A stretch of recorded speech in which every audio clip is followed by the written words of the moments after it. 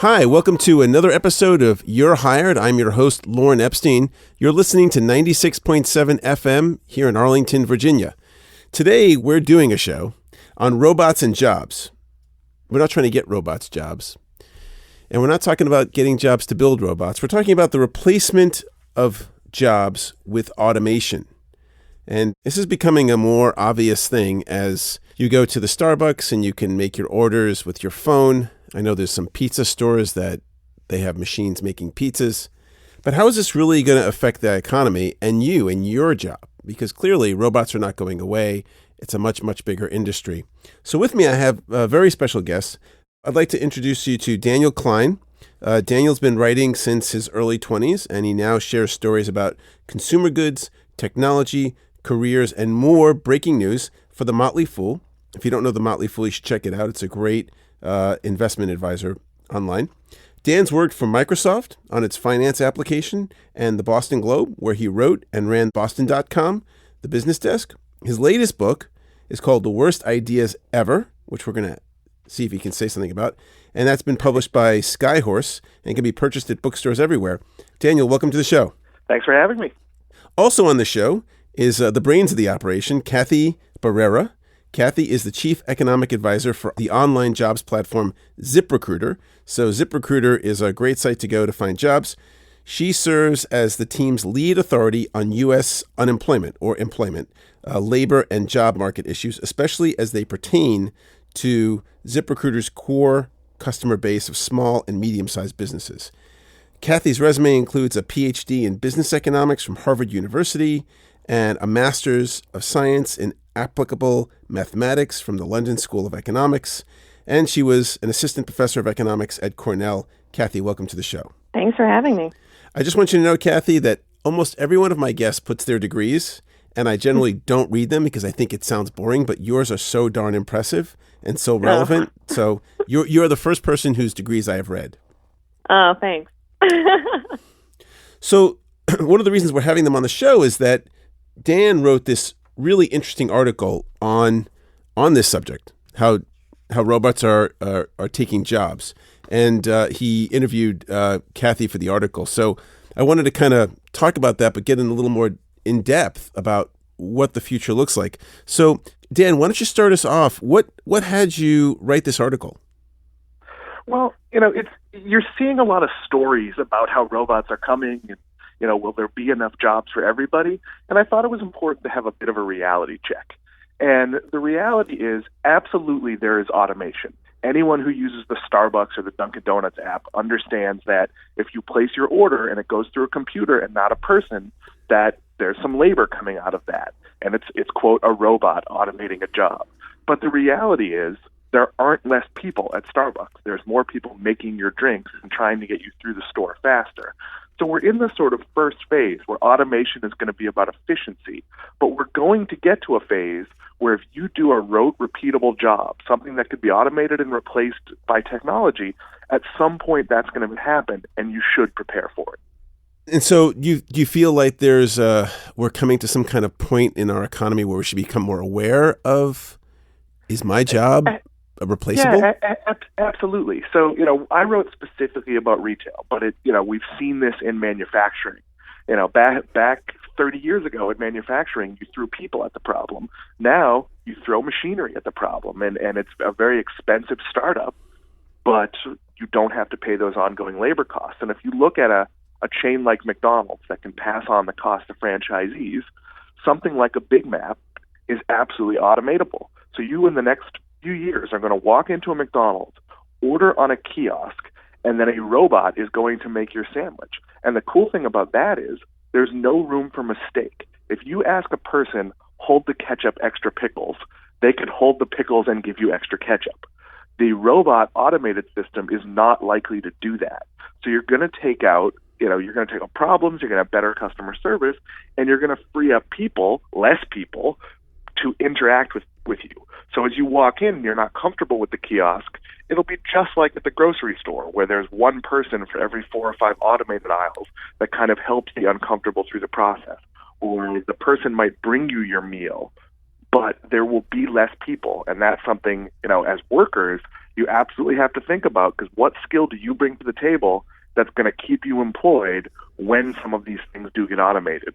And how prevalent is it in our current business culture that folks are automating? Is there any kind of numbers we can point to or some anecdotal information? I'll go anecdotal, and maybe Cathy has some numbers. But if you look, Starbucks led the way. They were the first with mobile order and pay. And now it's become industry-wide. First you had Dunkin' Donuts and then Panera Bread, so it spread through the coffee industry. And now if you look, Chipotle is doing it. You're seeing more and more fast food chains go to mobile order. And it's about efficiency. If you go to Chipotle, I used to joke to my wife that if there's two people in front of you, it can take an hour because everything is custom and handmade. So now you can go to the app, and they have a second production line at many stores where you don't see, filling orders placed on the app. And that's something that more and more restaurants are configuring. Instead of maximizing our space to take orders, how do we maximize our space to fill orders?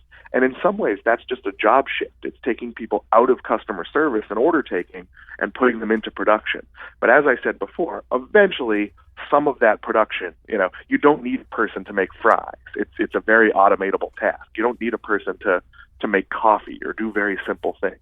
So it's happening on an increasing level, and it's also happening at the warehouse level. You've all seen the pictures of people working alongside order picking robots at Amazon. That technology is here, and it's going to be used more often. So, Cathy, is there any empirical data to say, hey, how is automation, and maybe we should quantify automation, but how automation maybe in retail is affecting the economy? Sure. So in terms of measuring quantities of automation, I think that we're still struggling a bit in terms of how to define these things, which makes it difficult to come up with a standard measurement. But I think that some of the examples that Dan brought up are particularly interesting. His example about Starbucks and how Starbucks didn't, once it started automating some of these tasks with mobile ordering and mobile payments, it didn't reduce the number of people who were working in that industry or within that company. And actually, we can go back to a much older example where we might think that the story has sort of played itself out, and sort of take a look at what happens with that example. So the one I'm thinking of is the introduction of the ATM machine, ATM. And when the ATM was introduced, you can actually see, if you look at a graph of this, if you Google it, that as ATMs proliferated, actually the number of teller jobs in banks also increased. And in large part, that's due to more branches opening. So I think that the story is a lot more complicated than sometimes we make it out to be. And part of what is happening, which Dan alluded to, is that it's not just that there is a set thing called a job, which automatically is composed of a certain set of tasks. And then we develop the technology that can do that set of tasks, and therefore people no longer do that job. Actually, jobs are a more nebulous thing, and we have organizations and management decide what tasks are going to compose a particular job. So one of the things that happens when these new technologies are introduced is that they are better at some tasks than at other tasks. And they don't come in and wholly eliminate particular types of jobs. Usually, they change the composition of jobs, which in the end can lead to more jobs of that particular title, or it could lead to fewer jobs with that particular title. So an even older example, there used to be a time when we did not have automatic ice-making machines. And if you went to a bar, there would actually be a person who would chip away at a big ice block in order to make chips of ice to go into a drink. That job definitely no longer exists. And I want that been job. Replaced by technology. I want. There's got to be one bar somewhere. I want that job doing now. That. Yeah. Well, now they're getting back into making fancy ice, right, without any air bubbles. Yeah, and bespoke ice. Bespoke Absolutely. Ice. Well, you bring up which I think is another actually important point, which is that figuring out which jobs are going to be replaced by technology is not simply a matter of determining which task technology is going to be able to accomplish, but you also need to bring in economic ideas, right? So it's not just about what can the technology do, but it's about what do people want to pay a robot or an AI to do versus what do people want to pay another person to do. I remember growing up in New York where there was a person who operated the elevator, which, now you'd think that's crazy, but that was a job for decades. Well, if you go back to the Starbucks example, I think it's a prime area because, Cathy, have you ever had a cappuccino from a machine? So probably from a Keurig or something like that. Yeah, and I've had them from gas stations and rest stops and whatnot, and it's not as good as one that's handmade. And to take it a step further, Starbucks baristas have a certain level of training, but I was in Seattle a few months back, and you can go to coffee shops or the Starbucks roastery where the level of training is higher, and the amount they can do to your coffee as a person can't really be duplicated by a machine. I mean, perhaps at some point it can, but it's not, just because the ingredients are the same doesn't mean that all the touches and the sort of subtleties are the same. So there are things that can be automated, but something is lost in the automation. Well, let's talk about that. That's a really good point. So, Cathy, what are some of the key components we look at when we want to automate a job? So currently, the way we sort of think about which jobs might be automated going forward is which tasks are the easiest to routinize. So what can we easily program a computer to do? So we're thinking about tasks that are repeated and done the same way every time. Now, of course, when you think about how technology is going to develop into the future, we're now thinking about machine learning, perhaps computers that can program themselves. So it's sort of unclear, I think, in the far future what tasks technology is going to be able to do. But I think over, say, the next decade, most of the tasks that technology is going to be able to replace are the most routine ones. So that was something that Daniel had said is repeatable and routine. But aside from that, is there anything else, other industries like manufacturing or retail, any that'll get hit harder? Or are there any other dimensions that people need to look out for? Because if I'm in school or I'm looking to change careers, I might want to think about, is what I'm doing something that could be replaced by a machine? Well, if you look at retail, people don't really think of it because it's a different type of automation. But inventory used to be completely person controlled. I used to run a big toy store, and you would walk around the toy store and you'd say, well, we sold 4 of these last month. Next month is a busier month. Maybe I should order 5. It was very sort of old-fashioned and paperwork-based. Now, even a very simple point-of-sale system, the system that tracks what sells and what gets purchased by a store, can tell you, based on history, you sold this many, and then there is still a personal component. A human can say, well, yeah, we sold 12 Guardians of the Galaxy Monopoly sets last year, but we're not going to sell 12 this year because there's no movie coming out. So there is some human component, but inventory at a big department store has largely been automated, and you've taken a lot of that work out. And really anything that's numerical, where data can make the decision, is at least going to be AI/robot assisted, if not completely replacing humans. And when you say AI, so the folks who are listening, that means artificial intelligence. And then the actual application is, some of these computers that use what are called neural nets. And it's a way of, the notion of the computer and the brain, a brain being a computer, we know is actually kind of false. But this simulation of what we think of a brain as being able to make decisions based on different data sets that can then be learned. So I'm sorry, go ahead, Dan. I just wanted to make sure folks who are listening kind of get the concepts. So basically, think of it in a very simple way, is that as a human, you can look and say, okay, I am going to sell as a store, even I'm a toy store, I'm not a coffee store, but ancillary in the winter, we're going to sell more cups of hot cocoa as a side business than we do in the summer. And in the summer, we might sell more popsicles. That's something that an AI can learn, can figure out, can look at outside data. You look at what IBM is doing with Watson and ability to predict things.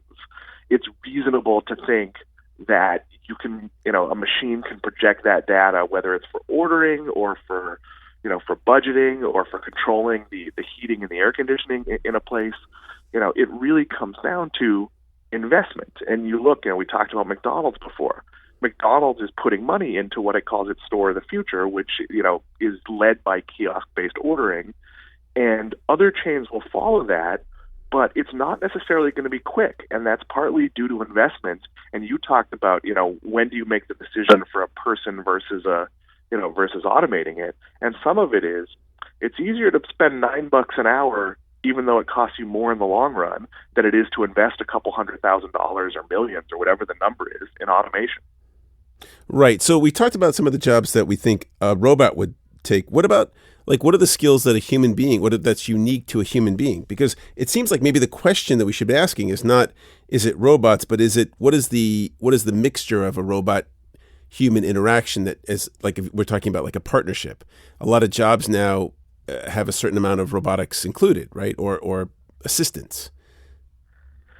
Well, humans seem pretty frustrated with robot customer service.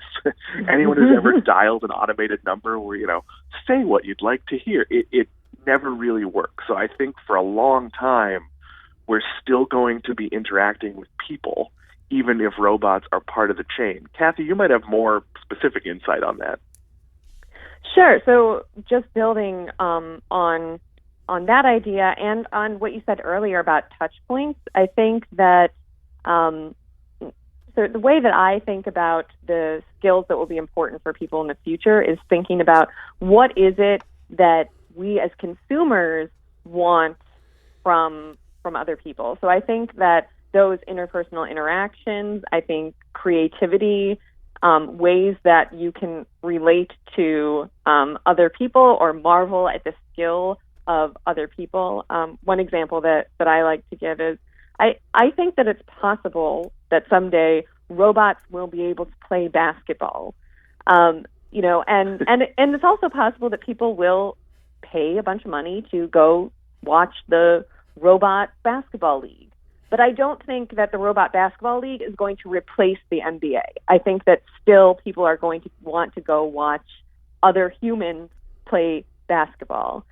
Same thing with self-driving cars and NASCAR. So I think that there's aspects of feats of human skill, of creativity, of interpersonal relations that are important enough to us as people, us as consumers, that they're going to be things that we're still willing to pay for. Right. We're going to take a quick break. You've been listening to You're Hired. I'm your host, Lauren Epstein, here on 96.7 FM. We'll be right back. Hi, I'm Lauren Epstein, and you're listening to The Lauren Epstein Show, where we talk about jobs, careers, and the workplace, here on 96.7 FM.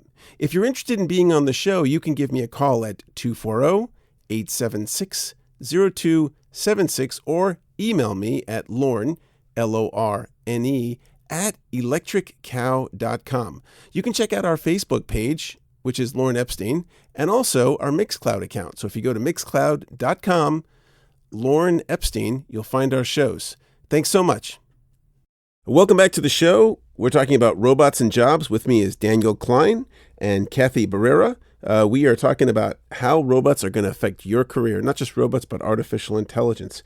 Cathy, let me ask you a question. So if you're saying that there will be a future for people in certain things, that it won't just be, robotic, what about the notion of a lot of the companies that are creating this automation? So I'm talking about the big five, right? Google, Amazon, Microsoft, Facebook, and Apple. Those companies are creating a lot of this automation and are buying the companies that are creating the automation. They create a tiny fraction of the new jobs. In fact, Tesla Motors is worth more than General Motors, regardless of the fact that they are making a tiny fraction of the cars. I think General Motors is making over 10 million cars and Tesla's making like 70,000, but they're valued the same. And because of that data, are these companies that are creating the automation going to become like monoliths of like all this data and all this automation, but not more jobs because you don't need as many people? I don't think that that's completely accurate or a full picture of what might happen. So I certainly think that the companies you're talking about are very big. They're developing important technologies, and they're likely to remain powerful in this game. But I would also say that a lot of the technologies that are being developed are enabling entrepreneurs and entrepreneurship. Another example is 3D printing and manufacturing. I spoke with a woman named Lucy Beard who owns a 3D printed shoe company called Beats, and she was telling me that their company is working with designers who are coming right out of design school in order to enable them to start their own shoe line. Now, prior to 3D printed technology, in order to start your own shoe line, you would have to get molds for the soles of the shoes in every single size. It was a massive upfront fixed investment.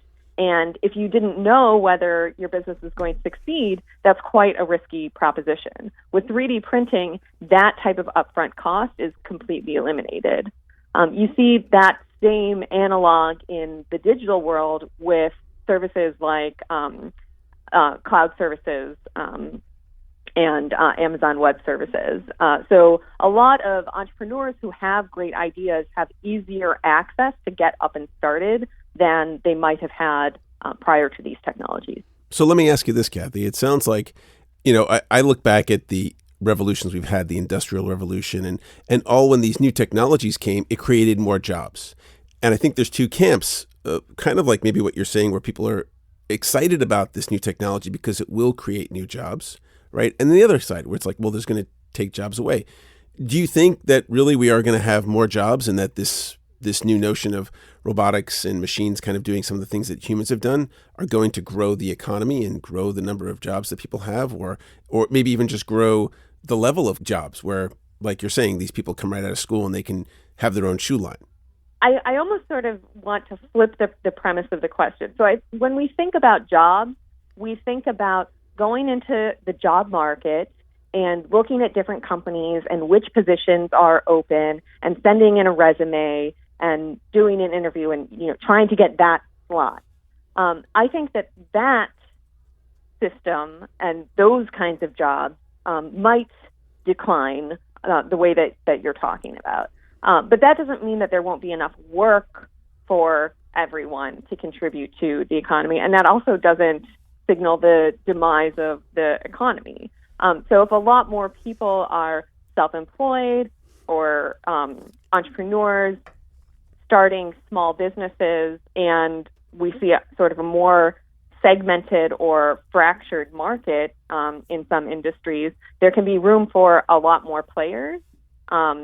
Each can get a smaller piece of the pie. But again, those jobs or what employment looks like, I'm not sure that we even have the concepts to think about how that's going to look. And are you talking like far into the future or the next 10 years? Farther into the future, yeah. Mm-hmm. Do you think there's going to be some kind of, as we see this transition, as far as you can look with some reliability, what do you see? So what do I see for the next 10 years? Yeah, as far as you think, do you think that there's going to be more jobs for people or less jobs? And I'm not talking about obviously people can start their own businesses, but that's, not for everybody, not something people might do, but actual jobs. I think about the technologies that are being developed now as being on the scale of the Industrial Revolution. I think that the structures and systems that we have in place are going to be that different after this development of technology as they were through the Industrial Revolution. And so, I think that there's two ways that you need to think about this problem. One is thinking about what is this thing going to look like when everything settles down? And the other is, what do we do in the meantime? How do we adapt along with these changes as they're still developing?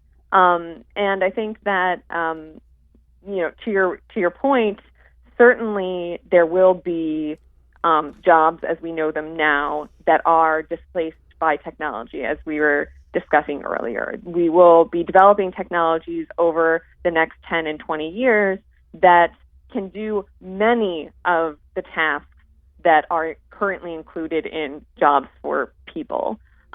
So, those jobs will decline, but that can also create room for other kinds of jobs and other kinds of tasks. The question is about how people who are already in the working world can adapt, and how can we help them adapt? What kinds of skills training can we as a society sort of support in order to help that adaptation take place? That's really interesting you say that. About 18 months ago, the Bureau of Labor Statistics said that there are now more jobs than there are people, which is like the first time this has happened in the history of, I guess, tracking this information. But yet we have all these folks who are out of work. Perhaps part of this equation is, how do we educate folks differently? Or how do we, create a society where people can be productive in different ways? Some of it, is a fundamental education problem. We have spent a lot of effort in the last year talking about bringing back, coal mining and steel and things that realistically are not going to come back. But if you go to a 12-week coding program and you have any aptitude for it, you can get hired for a $50,000 or $60,000 a year job. And if you're good at it, you can be making six figures within, 6-10 months. So fundamentally, we should be looking at people and saying, well, this thing you do may not be a thing anymore. We are probably not going to use as many people in manufacturing. You live in Flint, Michigan, and the auto jobs are not coming back because it's either a shrinking industry or automation is going to take work. But here are all these other things we need. And that's sort of where we're failing. We're putting a lot of effort into how do we preserve industries that are on the way out, instead of saying, well, there's an awful lot of work in developing these robots and AI, and there is, you mentioned the cloud. The cloud has made it so any person can be an internet entrepreneur. Server costs, things that used to cost a lot of money, are essentially free now because of the cloud. So we have to figure out how to ready our workforce for the work we actually have and keep those people nimble. If you were an ace programmer 15 years ago in the 90s when the internet first came about and you didn't develop your skills, well, you're now useless. And that's something we have to put systems in place, and the current education four-year college system is woefully bad at. Yeah, that's something we're going to be doing a couple of shows on, that there's a huge number of folks who are out of work and a huge number of jobs that are unfillable. And why is that? And everyone talks about the skills gap. You'd have it seems like there's a missing piece between companies that need people, educational institutions, and the government that has an interest in getting people employed. And we're going to see where we can, talk about some of the bridges that have kind of popped up. But yeah, you're absolutely right. I'll give a very specific example. I'm a 20-year journalist. I come from newspapers, and I've made some detours elsewhere. And obviously, newspapers are a shrinking profession, but journalism isn't. And I know a lot of print reporters out of work because they either can't be or don't have the training to adapt to a different world. It's very different to work on a story for a print deadline where it's in the paper one day and it's gone the next. It's a very different thing to work in a 24/7 environment, and you're seeing that in all professions. Pretty much the move of everything to digital. Stores don't have hours anymore. So in theory, if I want to buy a sweater from Macy's at 2 a.m. on Christmas, I can do that. And workers and company mentalities have to switch around to understanding that that's how things work. I couldn't agree more. I think, what you're talking about in terms of adaptability, I think is going to be an incredibly important skill. And you're right that over the past several generations, skills and technologies weren't changing quickly enough to require that we adapt during the length of our careers. So now that technologies are changing a lot faster, everyone needs to be prepared for the world to look different 20, 30 years into their career than it did at the start. And I think that you're absolutely right. Four-year colleges are not a system that is preparing young people for that type of world. But I would go even further. I think that primary and secondary education are also not designed to enable people to have those adaptability skills.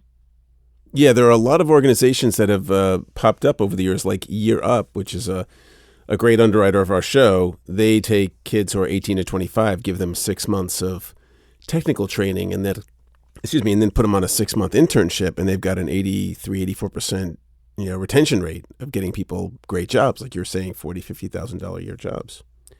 And we need more organizations like that to serve companies where they can help people through that process of retraining. I mean, it's amazing how this. We also need to destigmatize the idea that everyone has to go to college.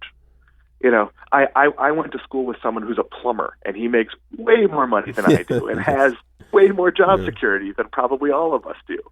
So I'd be thrilled if my 13-year-old had the ability to be a carpenter. But when you look at, how we push these fields, one, we don't look at that.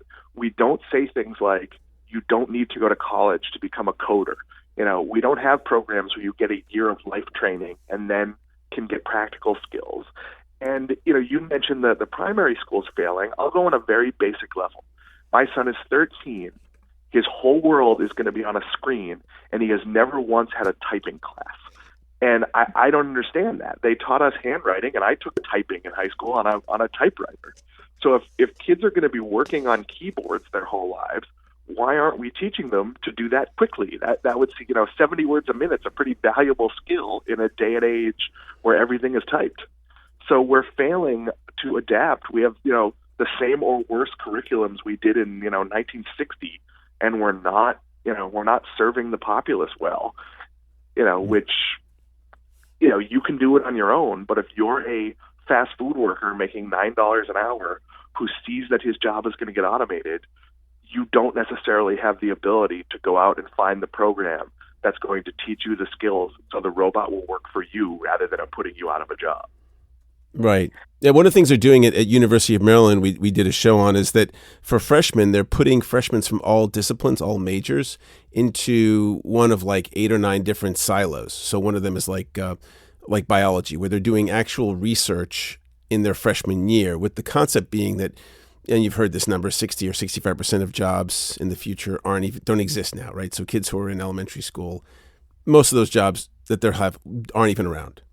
To make people flexible, and I think this is maybe kind of one of the things we're talking about, is that the folks who are out of work and are in the skills gap, at some level, they're unflexible to move along, to find something else for them, to go on lynda.com or to go on YouTube and start learning other skills and start making themselves employable. Well, our system of education is almost designed to ensure that people do not have that flexibility and that adaptability. I mean, primary schools, elementary schools, were invented by industrialists in order to create a workforce who would be docile, who would show up to work on time, who would do exactly as they were told, and only that, who basically people who would act as if they were robots. Right. Right. So yeah, I'm really glad you're saying that, because that is so true. So we are running in a system that is designed to create good employees, when what we need for the future, even if I'm wrong about jobs and most jobs are going to be employment jobs in the future, still you need those sorts of entrepreneurial skills that can help you be flexible, be adaptable, and problem solve so you can figure out how to position yourself best for the next step. So maybe in a way we should go back before the Industrial Revolution, when everyone kind of worked for themselves. I mean, I think it's possible that that's where the economy is headed. And if you think through all of the structures that were in place there, it was a completely different system, but it was a holistic system, just like our modern economy is a holistic system. So if we think that these technologies are going to completely change markets and organizations and jobs, then we also need to think about how to change schooling and government investment in people and skills. It has to be a complete system that works together. My father taught in vocational education in New York for 30 years, and his school, the school that he's taught at in New York, is closed.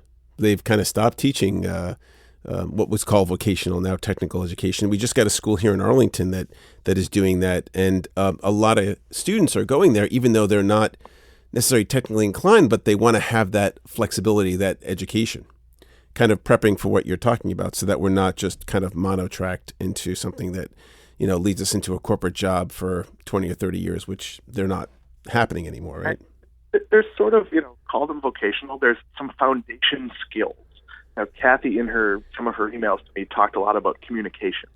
That, if you're a retail worker, you have to work on being better at dealing with customers and solving problems, because the kiosk is not going to do a great job when you walk in and say, hey, I bought 2 of these, they both say medium and they're different sizes. That is not a simple process for an automated checkout to figure out.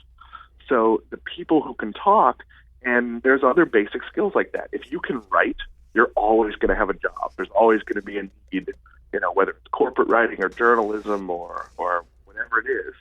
So we need to identify, even at the young levels, some very basic skills and go back to, we don't teach public speaking in the schools anymore. Well, that's something we're good at that robots aren't all that good at. So, kids need to be encouraged there. And in general, it's a case of, where do the people fit in? And, they're going to have to be the ones that lead the robots, where this isn't Terminator. Robots aren't going to take over. We still have to program them and work with them and figure out how all this is going to go. So if we're talking about what's next for people as far as their educational opportunities, Dan, what would you say? Well, people really need to learn skills that translate into other things. If you're very good at problem solving and customer service, that's going to work across a lot of fields. And yeah, maybe you won't have the same job, but you'll have a job. I've worked for 25 years, mostly based on the fact that I can write. And if you can write, you can find work anywhere. If you can sell, Microsoft just let go of a whole bunch of salespeople. Any of them who are good, and now it's just about their changing business, they're hiring in other areas. But if you're a salesperson who can show results, none of them are going to be out of work for long. And that's true of so many things. So if you're a worker, don't define yourself by one skill. You're not good at making a Big Mac. You're good at problem solving and sandwich construction. And how can you apply that to other areas and other things you'll be good at? It's about gaining skills and selling yourself. And, this is going to impact the people at the sort of bottom of the pile. The people doing the lowest paying, sort of lowest end jobs. And those are the people we help the least in terms of career training. So, if you're working entry-level retail, you're a cashier and you're listening to this show, you should figure out, how do I gain customer service skills? How can I be the person that knows how the computer works and the inventory system goes in, and figure out ways to make yourself beyond, just being a tool. If all you can do is, the same thing a hammer does, well, you're going to get replaced by a hammer. It's cheaper. And the same will go for robots. But if you can do 3 different things and it's not easy to replace you, you'll have a lot more job security or a lot more options if you end up out of work. Cathy, do you think they're going to replace radio hosts? I'm checking on my career stability here. Largely. Yeah. I mean, think about it. I would go back to my previous point, which is just that I think... And it's not. Oh, I'm sorry. Go ahead, Dan. You were saying? I was saying they have replaced local DJs. I mean, if you maybe not this type of talk host, but every market used to have, morning and afternoon drive time hosts, and those have largely gone away because it's not cost effective. Well, I'm going to start improving my customer service skills. With that, we're going to take a quick break. You've been listening to You're Hired here on 96.7 FM. I'm your host, Lauren Epstein. We'll be back in just a minute. If you want to sell more to HR and TA professionals, we can help you bring your brand into the ears of over 100,000 decision makers around the world. To advertise on this and other shows, contact us at lauren@laurenepstein.com. Welcome back to the show. We're talking about robots and jobs. With me are my guests, Daniel Kline and Cathy Barrera. And we are talking about what's going to happen when the robots come. Artificial intelligence, automation, and how they're affecting our jobs. So I think we got a pretty good, clear message that technology is coming. It's here. It's replacing some jobs. And then in some places, it's becoming more of a partnership. So if you're working, you may get an assistant that's a robot or artificial intelligence to help you do your job so that the company as a whole can be more productive. What jobs do you think are, really secure, and what people should be going into to leverage this new burgeoning economy? Cathy, why don't we start with you? I was once asked, what job will never be able to be done by a robot? And I honestly believe that if you're talking about never ever, I don't think that there is any skill that technology won't ultimately be able to do. Even and like a mom, like a mother, you think? You think a mother? Right. So I think that we could develop a robot that was able to, feed an infant, sing it lullabies, put it to bed, change its diaper, all of that. I think that you're exactly right. The question is Cathy, I want you to know something. Whether or not technology can do this. You're going to get a lot of hate mail from all the moms who listen to my show. Well, let me finish my sentence. Go ahead. The question is not whether or not we can develop the technology that will do those tasks or execute those tasks. The question is whether we want to pay for technology to do those tasks. And I think that speaks exactly to your point about a mother, right? Those are tasks, that's a job that we want a human to do. We do not want to put a robot in that job. And so to me, the question is not about what is technology going to be able to do. It's what are we going to choose to use the technology for, and what would we rather have a human doing? Well, I'll posit this, right? So if the state is running an adoption place, an orphanage, and there aren't enough people because labor is expensive, maybe an automated mom would be the solution. Like, it's not the ultimate solution for those who can afford to be a mother, but it's the solution for folks who, they have this technology. I mean, answering your question, but we're already doing some of that. I mean, think about food preparation in 1950 and the role of a stay-at-home mom. The creation of just the frozen dinner freed up so much time and ability. So I don't think you're going to have robot mothers raising kids in like a creepy sci-fi fashion, but you're absolutely going to have robot daycare and robot babysitters and moms who are freed up to do interpersonal and human things that may not be changing diapers. They may not be some of the feeding tasks or some of the pure supervision tasks. So some of the robot invasion will be about maximizing human time. And, if humans are best at certain personal things that robots can't replace, then robots will assist us in areas that sort of give us more hours in the day. In my mind, I'm hearing, Alexa, change my kid's diaper. I thankfully have a 13-year-old, so I don't have to worry about that anymore. But boy, that would have been nice. Especially at 2 o'clock in the morning, 3 o'clock in the morning. And I think that's what's going to drive invention. You've seen automation of driving, right? And part of that is commuting isn't fun. So if we can eventually, during our commute, be reading a book or watching a movie, that's going to appeal to a lot of people.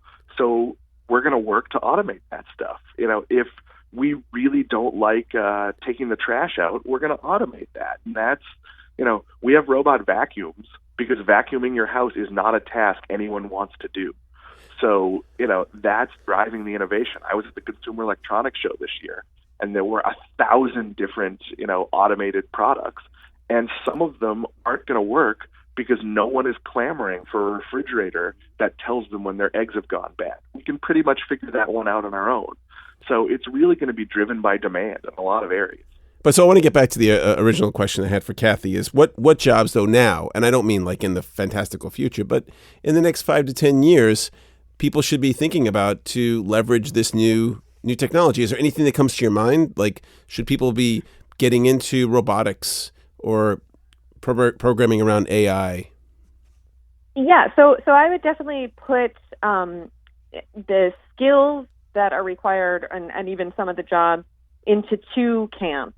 So one is the types of technical skills that you're talking about. So the people who are developing these technologies, there is going to be plenty of jobs for them over the next 5 to 10 years. On the almost opposite spectrum is right in line with what we were just talking about, high-touch jobs that are not routine and involve a lot of interpersonal communication and interaction. So things like nurses, home care, these types of services, childcare or elder care, those skills and those jobs are going to be on the safe side for the next 5 to 10 years. And you had written, Dan, about Mark Cuban predicting that this is going to make someone $1 trillion. I think that's actually a wrote piece that goes into some of our articles. I don't actually think that's something I wrote. But this is going to make tons of people, millions and billions of dollars. It's very fast moving. And think about anything you don't like. I don't like to shave. It's a pain. It's difficult. It hurts. If I could invent, and I'm not an inventor, a device I put in my face, a little robot that walked around and I came out of it with a clean shave, I would jump on that in a heartbeat. And I think you're going to see an explosion of entrepreneurs. And if you look at Kickstarter, there's everything from projects on how to make the perfect cup of coffee with a $300 device to, automating anything you can possibly, imagine. And, perhaps you won't get to the $1 trillion, but there's a lot of $1 billion, ideas and companies and a lot of, functional jobs or replacement incomes for people that don't work a traditional thing that are going to develop in the next, not even 5 years. In the next 6 months, you're going to see, things you didn't think of that can automate parts of your life. You mentioned Alexa, and there, I can now pull up any song I ever wanted to listen to by talking. I can get a stock quote. I can do things that used to take work and used to require a newspaper in an automated way. And that's where there's going to be job growth. Thank you. In the last couple of minutes of the show, Cathy, do you have any parting words for folks? Any wisdom about this robots are coming? For individuals, I would reiterate something Dan talked about a little bit earlier and that we discussed in our article or in his article where he interviewed me, that skills that are general skills that are in high demand, like communication skills, writing, interpersonal skills, care, these are going to be very important skills. So, doing some introspection and figuring out which of these skills that you have and which you can really strengthen in order to position yourself best over the next 5 to 10 years. And then the second point is just, I think, more generally, not individually, but we need to think how to best educate our children to prepare them for this future economy that's going to be very fast changing. Yeah, I think you're spot on. Dan, any parting comments? I think it's important to embrace this. It's about flexibility. If you work at Starbucks, which we've talked about a few times here, your job might change. You're not going to do the same things, but as long as you sort of lean into the curve, you should be fine. Acquire new skills, and I'm sure at some point we talked about how computers are going to replace jobs, and maybe before that they talked about how pens were going to get rid of people. Jobs are going to change. The work world is going to be different, but if you embrace that and move with it, you'll be fine. There you go. Embrace the change. Cathy, how can folks find you if they'd like to? Sure. I'm on Twitter at CG Barrera. That's the best ways to get in touch. And that's CGBARRERA, right? Correct.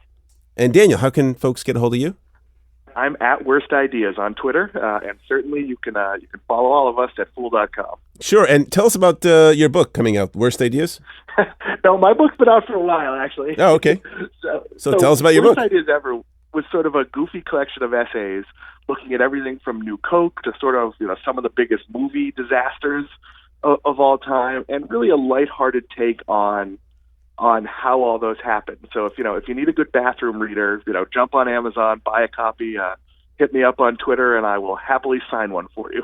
Awesome. And Cathy, tell us what you're doing this summer. You're having some fun.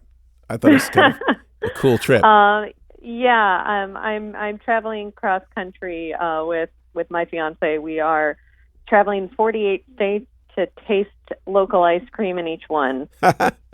And so far you're at 10 states? We're on our 10th state, Alabama. Yep. How many states are you doing a day? Well, it depends on the part of the country you're in. When you're up on the northeast coast, you can hit quite a few in one day. But we're getting to the time where it's about one a day, and once we get onto the west coast, it will be several days in one state. That sounds like fun. Well, I want to thank you both for joining us on the show. You've been listening to You're Hired. I'm your host, Lauren Epstein, here on 96.7 FM. And we'll see you next week on another episode of You're Hired.